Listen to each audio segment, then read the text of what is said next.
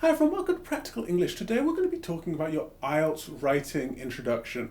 Now, IELTS writing introduction is in many ways one of the most important bits of your essay, because in this section you're going to set out the path you're going to follow for the rest of the essay. So if you do your introductions right, like I'm going to tell you in this video, you're going to have a really clear idea of what you're going to do for the rest of your essay. So getting this part is really, really important if you want to get a high score. And it's worth spending a little bit of time not only writing, but thinking as you write your introduction to make sure you do get this exactly right. If this is your first time on this channel, welcome to Practical English. And on this channel, we're going to have lots of videos about IELTS, but we're also going to have videos about more general speaking, listening, and other skills that you need to have if you want to improve at English. So if that's for you, do hit like, subscribe, and hit the bell down below so you get notified every time we share a new video.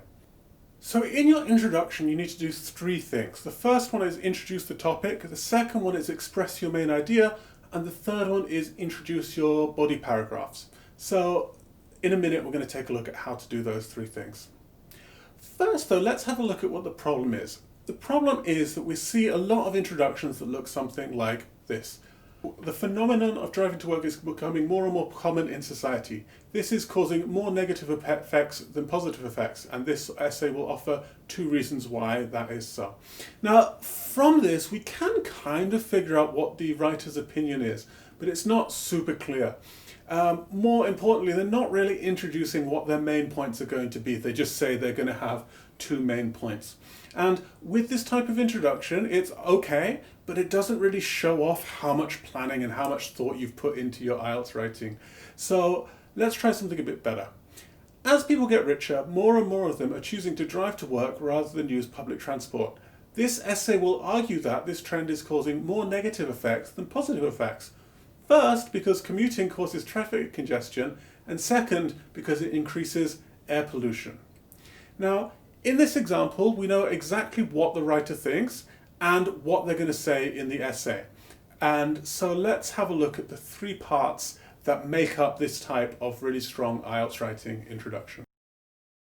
Okay, so the first thing we've done in this introduction is to give a little bit of background information on the topic. Now you might be thinking, oh, well, how can I give background information on the topic if I don't know anything about it? However, it's really easy to do this because you can always have a look at the question and paraphrase the question. Now, paraphrasing is just another word for saying the same thing using different words. So in our example, the question is, people are increasingly abandoning public transport to travel to work by car. Do the advantages of this outweigh the disadvantages? To paraphrase that, we can say, as people get richer, more of them are choosing to drive to work rather than use public transport. So it's saying the same idea, but it's using slightly different words to do it. And so using this, you can give a background statement without really having to worry too hard about knowing something about every single topic. Okay, the next thing we're going to write is our thesis statement. Our thesis statement sometimes trips people up because it sounds very complex and it sounds very formal. So another way to think of this is just one sentence where you give the main idea of your essay. Another way to think of it is it's one sentence where you answer the question.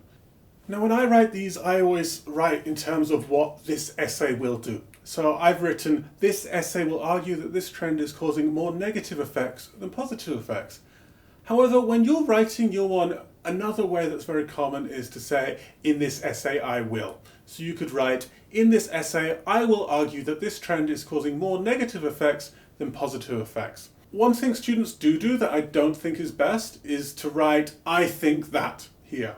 And it sounds like you're just expressing an opinion without really relating it to the essay.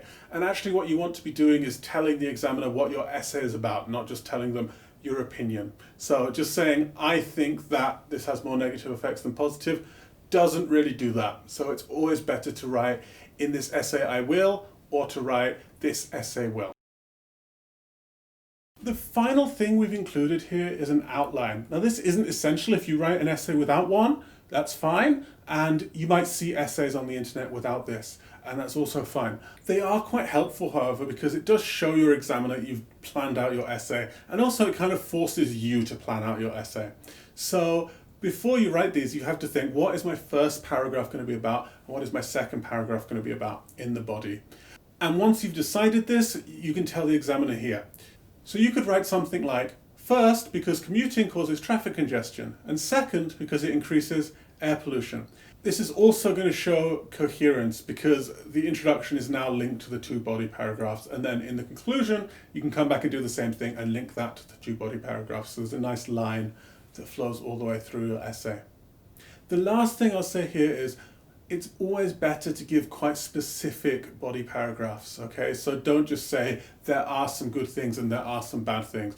Pick one of them and be very specific about it and tell the examiner exactly what that's going to be in your introduction. So I hope that's helpful for you, and I hope you've learned something from this. You can take a look at our example down in the description if you want to have a closer look, and I hope you can emulate this and do the same thing when you're writing your own IELTS exams.